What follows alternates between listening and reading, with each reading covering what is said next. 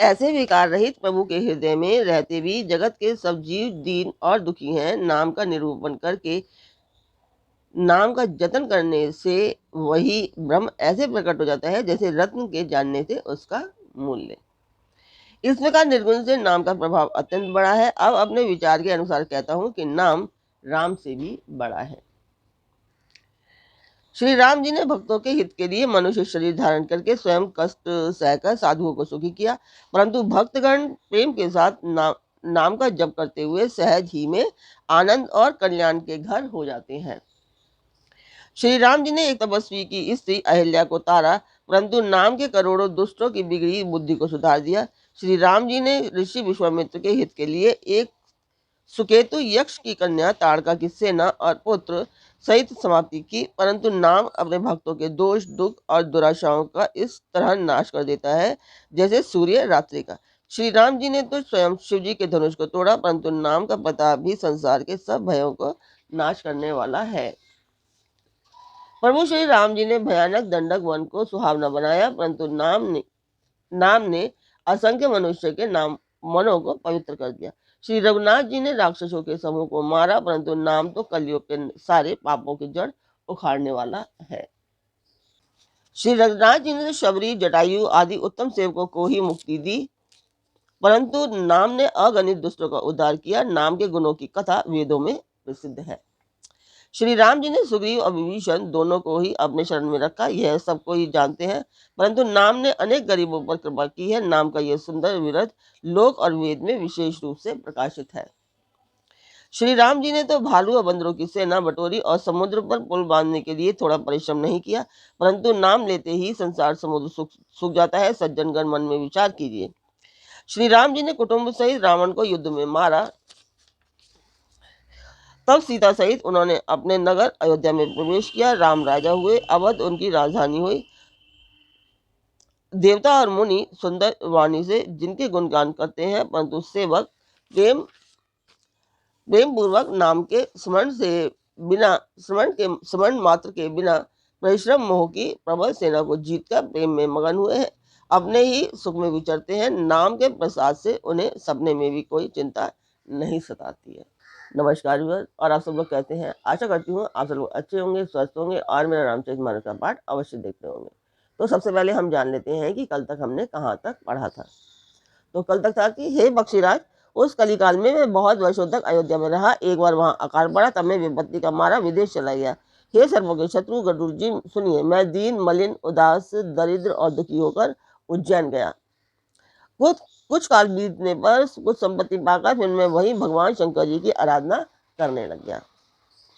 हे एक ब्राह्मण विधि से सदा शिव जी की पूजा करते, उन्हें कोई दूसरा काम न था। वे परम साधु और परमार्थ के ज्ञाता थे। वे शंभु के उपासक थे, पर श्री हरि की निंदा करने वाले न थे। मैं कपट पूर्वक उनकी सेवा करता। ब्राह्मण बड़े ही दयालु और नीति के घर थे। हे स्वामी, बाहर से नम्र देखकर ब्राह्मण मुझे पुत्र की भांति मानकर बढ़ाते थे। उस ब्राह्मण श्रेष्ठ ने मुझको शिव जी का मंत्र दिया और अनेकों प्रकार के शुभ उपदेश दिए। मैं शिव जी के मंदिर में जाकर मंत्र जपता, मेरे हृदय में दंभ और अहंकार बढ़ गया।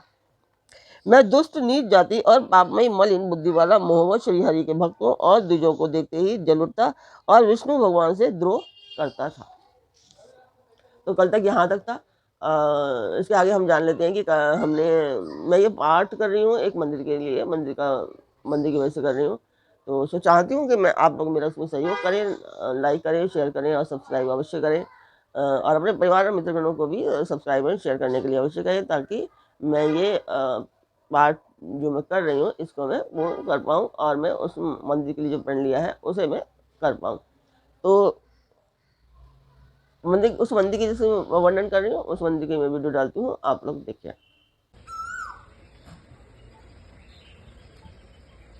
तो मंदिर की वीडियो आपने देखी। आपको मेरा पाठ कैसा लगता है मुझे अवश्य बताएं, और उसमें जो कमियां हैं वो भी मुझे उजागर करेगा उसको, ताकि मैं उसे सुधार सकूं। तो अब हम चलते हैं आज के पाठ पर। स्वागत करती हूँ मैं आप सभी का अपने इस कार्यक्रम रामचरितमानस के उत्तराखंड पाठ में। गुरु नित्य मोहि प्रबोध दुखित देखी आचरण मम, मोहि उपजई अति क्रोध दम्भी नीति की भावई। गुरुजी मेरे आचरण देखकर दुखित थे। वे मुझे नित्य ही भलीभांति समझाते, पर मैं कुछ भी नहीं समझता, उल्टे मुझे अत्यंत क्रोध उत्पन्न होता। दम्भी को कभी नीति अच्छी लगती है? एक बार गुरुली ने बुलाई, मोहि नीति बहुभांति सिखाई। शिव सेवा कर फल सुत सोई, अविरल भक्ति राम पद होई। एक बार गुरुजी ने मुझे बुला लिया और बहुत प्रकार से परमात्म नीति की शिक्षा दी कि हे पुत्र, शिव जी की सेवा का फल यही है कि श्री राम जी के चरणों में प्रगाढ़ भक्ति हो। राम ही भजई तात शिव धाता, नर पावर के केतिक बाता। जासु चरण अज शिव अनुरागी, तास दो सुख चहसी अभागी। हे तात, शिव जी और ब्रह्मा जी श्री राम जी को भजते हैं। नीच मनुष्य की तो बात ही कितनी है। ब्रह्मा जी और शिव जी जिनके चरणों के प्रेमी हैं, अरे अभागे, उनसे द्रोह करके तू सुख चाहता है। कर कहु हरि सेवक गुर कयऊ, सुनि खगनाथ हृदय मम दयऊ। अधम जाति में विद्या पाए, भयऊ जथा अहि दूध पिलाए। गुरु जी ने शिव जी को हरि का सेवक कहा। यह सुनकर ही पक्षीराज मेरा हृदय जल उठा। नीच जाति का मैं विद्या पाकर ऐसा हो गया जैसे दूध पिलाने से सांप। मानिक कुटिल कुभाग्य कुजाति, गुरु कर द्रोह करऊ दिन राति। अति दयाल गुरु सुलभ न क्रोधा, पुनि पुनि मोहि सिखाव सुबोधा। अभिमानी, कुटिल, दुर्भाग्य और कुजाति मैं दिन रात गुरु जी से द्रोह करता। गुरु जी अत्यंत दयालु थे, उनको थोड़ा सा भी क्रोध नहीं आता। वे मेरे द्रोह करने पर भी वे बार बार मुझे उत्तम ज्ञान की ही शिक्षा देते थे। जैते नीच बढ़ाई पावा, सो प्रथमई हति ताहि नसावा। धूम अनल संभव सुनु भाई, तेई बुझाव गई पदवि पाई। नीच मनुष्य जिसकी बढ़ाई पाता है, वह सबसे पहले उसी को मारकर उसी का नाश करता है। हे भाई सुनिए, आग से उत्पन्न हुआ कुआं मेघ की पदवी पाकर उसी अग्नि को बुझा देता है। रजमग परि निराधर रयई, सब कर पद प्रहार नित सयई। मरुत उड़ाव प्रथम तई भरई, पुनि नयन किरीट नहीं परई। धूल रास्ते में निरादर से पड़ी रहती है और सदा सब राह चलने वालों के लातों की मार सहती है, पर जब पवन उसे ऊंचा उड़ाता है तो सबसे पहले वह उसी पवन को भर देती है और फिर राजाओं के नेत्र को और किरीटों को पर पड़ती है। सुन खगपति अस समुझ प्रसंगा, बुद्ध नहीं करहि अधम कर संगा। कवि को विद गा वही अति नीति, खल सन करे ना भल नहीं प्रीति। हे पक्षीराज, गरुड़ जी सुनिए, ऐसी बात समझकर बुद्धिमान लोग अधम का संग नहीं करते। कवि और पंडित ऐसी नीति कहते हैं कि दुष्ट से ना कलह ही अच्छा, ना प्रेम ही। उदासीन नित्य रही गोसाई, खल पई है हरि स्वान की नाई। मैं खल हृदय कपट कुटिलाई, गुरु हित कहे न मोहि सुहाई। हे गोसाई, उससे तो सदा उदासीन ही रहना चाहिए। दुष्ट को कुत्ते की तरह दूर से ही त्याग देना चाहिए। मैं दुष्टता, हृदय में कपट और कुटिलता भरी थी, इसीलिए यद्यपि गुरुजी हित की बात कहते थे, पर मुझे वह सुहाती न थी। एक बार हर मंदिर जपत रहऊ शिव नाम, गुर आयऊ अभिमान ते उठी नहीं कीने प्रणाम। एक दिन मैं शिव जी के मंदिर में शिव नाम जप रहा था। उसी समय गुरुजी वहां आए, पर अभिमान के मारे मैंने उठकर उसको प्रणाम नहीं किया। सो दयाल नहीं कहू, कछु उर न रोष लवलेश। अति अग गुरु अपमानता, सही नहीं सके महेश। गुरुजी दयालु थे, मेरा दोष देखकर भी उन्होंने कुछ नहीं कहा। उनके हृदय में लेश मात्र भी क्रोध नहीं हुआ, पर गुरु का अपमान बहुत बड़ा पाप है, अतः महादेव जी उसे सह नहीं सके। मंदिर माज भई न भवानी, रेहत भाग्य अज्ञ अभानी। यद्यपि तब गुर के नहीं क्रोधा, अति कृपाल चित समय बोधा। मंदिर में आकाशवाणी हुई कि अरे हतभाग्य, मूर्ख, अभिमानी, यद्यपि तेरे गुरु को क्रोध नहीं है, वे अत्यंत कृपालु चित्त के हैं और उन्हें पूर्ण तथा यथार्थ ज्ञान है।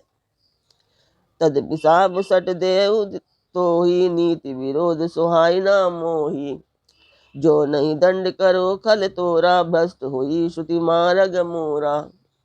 तो भी हे मूर्ख, तुझको मैं शाप दूंगा, क्योंकि नीति का विरोध मुझे अच्छा नहीं लगता। अरे दुष्ट, यदि तू यदि मैं तुझे दंड ना दूं तो मेरा वेद मार्ग ही भ्रष्ट हो जाए। जे सट गुर सन ईर्ष करही रौरव नरक कोट जुग परही। त्रिजग जो निपुनि धरहि शरीरा अयुत जन्म भरि पावहि पीरा। जो मूर्ख गुरु से ईर्ष्या करते हैं वे करोड़ों युगों तक रौरव नरक में पड़े रहते हैं।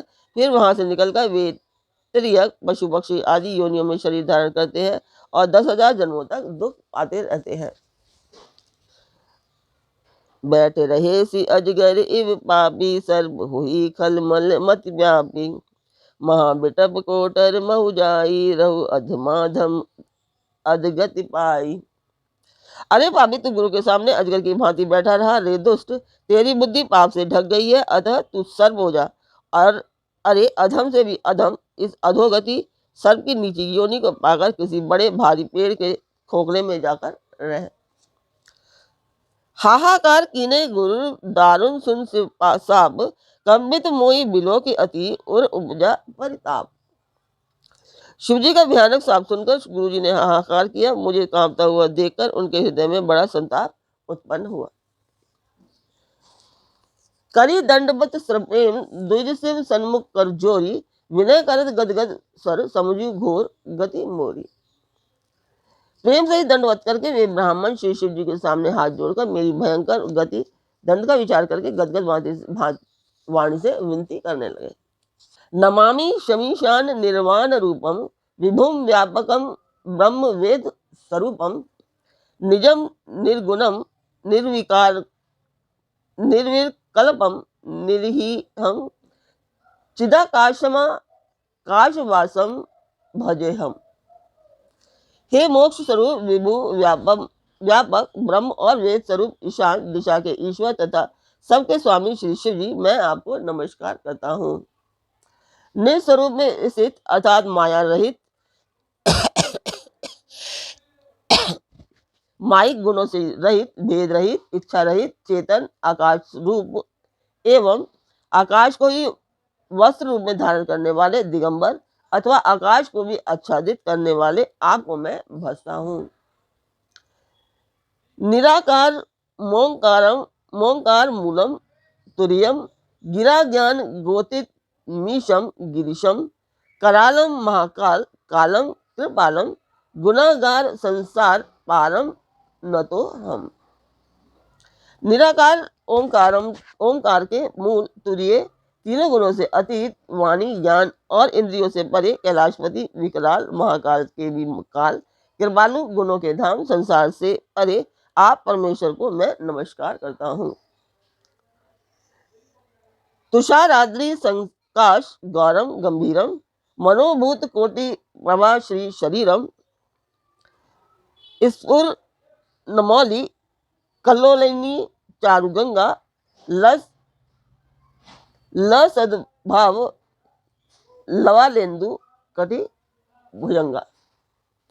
जो हिमाचल के समान गौरवर्ण तथा गंभीर है, जिनके शरीर में करोड़ों कामदेवों की ज्योति एवं शोभा है, जिनके सिर पर सुंदर नदी गंगा जी विराजमान है, जिनके ललाट पर द्वितीय का चंद्रमा और गले में सर्प सुशोभित है। चलत कुंडलम भ्रूम सुनेत्रम विशालम प्रसन्नाननम नीलकंठम दयालम मृगाधीश चर्मारणम मुंडमालम प्रियम शंकरम सर्वनाथम भजामी। जिनके कानों में कुंडल हिल रहे हैं, सुंदर भुकुटी और विशाल नेत्र है, जो प्रसन्न मुख नीलकंठ और दयालु है, सिंह चर्म का वस्त्र धारण किए और मुंडमाला पहने हैं, उन सबके प्यारे और सबके नाथ कल्याण करने वाले श्री शंकर जी को मैं भजता हूँ। तो आज का पार्ट में यहीं पर पूर्ण करती हूँ। कल फिर मिलेंगे एक नए पार्ट में। तब तक आप मेरा चैनल अवश्य सब्सक्राइब करें, लाइक करें और शेयर अवश्य करें। अपने परिवार मित्रगणों को भी सब्सक्राइब एंड शेयर करने के लिए अवश्य करें, ताकि मैंने जो ये प्रण लिया है उसे मैं पूर्ण कर पाऊँ। आप लोगों का मुझे बहुत ज़्यादा प्यार चाहिए। मेरे पार्ट को बहुत ज़्यादा प्यार दीजिए और ज़्यादा से ज़्यादा शेयर करिए और कहिए भी कि अपने परिवार मित्रगणों को, ताकि वो आगे शेयर और सब्सक्राइब कर सके। तो कल फिर मिलते हैं एक नए पार्ट में, एक नई उमंग, एक नई तरंग के साथ। तब तक के लिए जय सिया राम, सियापति रामचंद्र जी की जय।